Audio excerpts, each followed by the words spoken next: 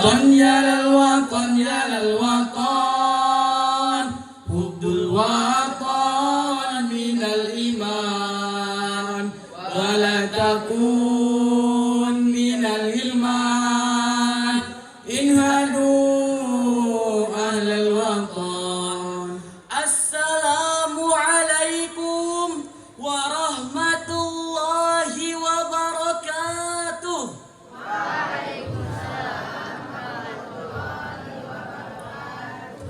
Alhamdulillah, alhamdulillahi rabbil alamin, wassalatu wassalamu ala asrafil anbiya'i wal mursalin, wa ala alihi wa sahbihi ajma'in. Amma ba'du. Yang kami muliakan Dewan Hakim yang arif lagi bijaksana, beserta hadirin-hadirin dan teman-teman yang kami banggakan. Merah putih indah berkibar, melambangkan kuatnya persatuan bangsa. Hadirin semua, apa kabar?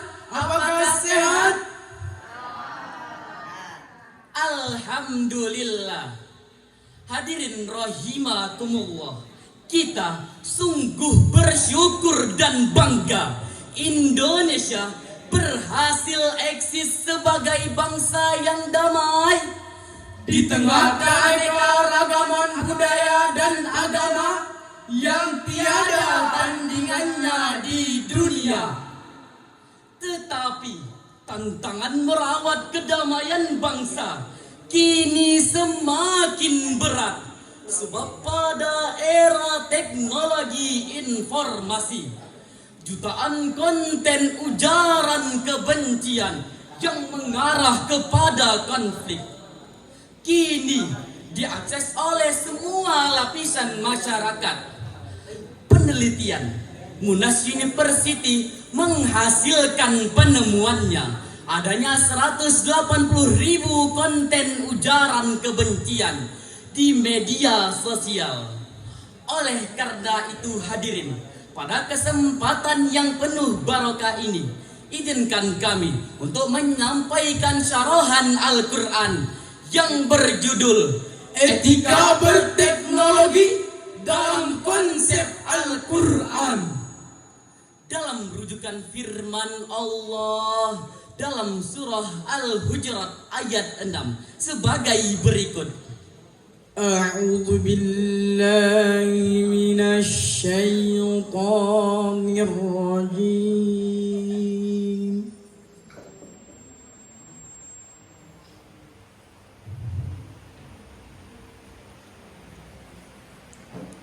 Bismillahirrahmanirrahim.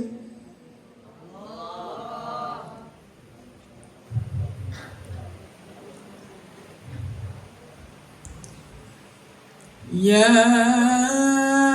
ayyuhalladzina amanu in ja'akum fasikum binaba'in fatabayyanu an tusibu qauman bijahalah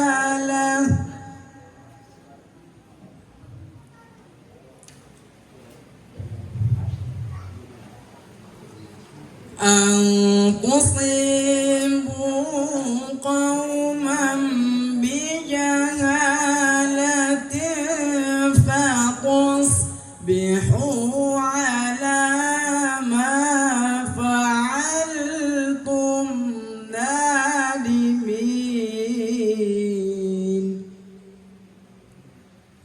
Aku berlindung kepada Allah dari godaan setan yang terkutuk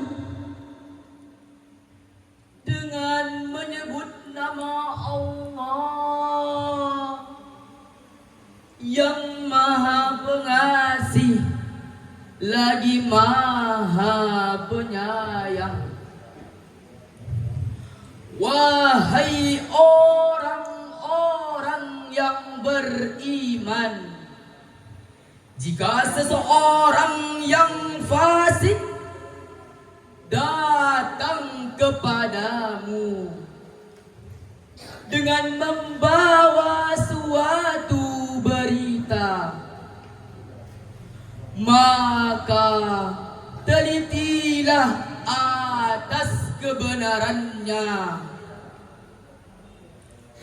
agar kamu tidak mencelakakan suatu kaum yang membuatmu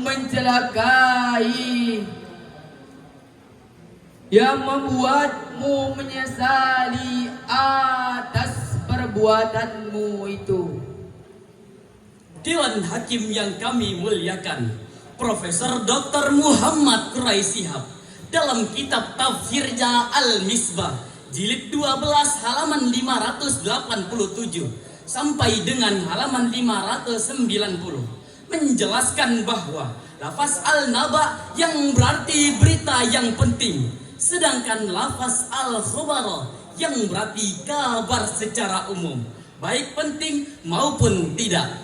Ayat di atas menyampaikan pesan kepada kita atas pentingnya memilih informasi yang akan kita terima dan juga memilih informasi yang dapat kita percayai. Sedangkan hadirin, menurut ilmu ma'ani, ayat ini merupakan sejumlah insiah yang mengandung suatu interaksi. Sedangkan asbabun nuzul ayat ini yang diriwayatkan oleh Imam At-Tabrani yang bersumber dari Jabir bin Abdillah, alam ulama bin Najlah, dan Ummus Salamah, berkaitan dengan kebohongan yang disampaikan oleh Al-Walid bin Uqbah kepada baginda Rasulullah sallallahu alaihi wasallam. Ketika Rasulullah sallallahu alaihi wasallam hampir terprovokasi melakukan tindakan destruksi, maka turunlah teguran. Ja'akum fasikum binaba'in fatabayyanu. Jika seseorang yang fasik datang kepadamu dengan membawa suatu berita, maka bertabayyunlah. Hadirin yang berbahagia, seiring berkembangnya teknologi di era 4.0 saat ini, kita telah diawasi oleh pihak kepolisian. Liputan 6.com mengabarkan Badan Resep Kriminal kini telah menerapkan program yaitu polisi virtual.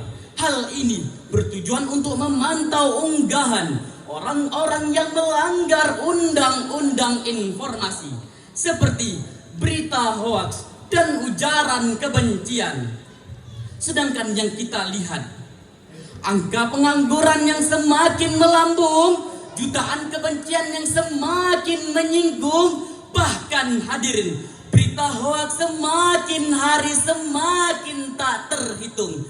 Belum lagi anak yang terlalu bebas menyebabkan pemerkosaan, Perampokan, pembunuhan, bahkan sampai mabuk-mabukan di jalanan yang menyebabkan masa depan hancur tak karuan. Betul hadirin? Lalu bagaimana Islam menanggapi persoalan ini? Jawabannya adalah mari sama-sama kita dengarkan lantunan ayat suci Al-Quran dalam surah Ali Imran ayat 104 sebagai berikut. Waltakum minkum ummatun yad'una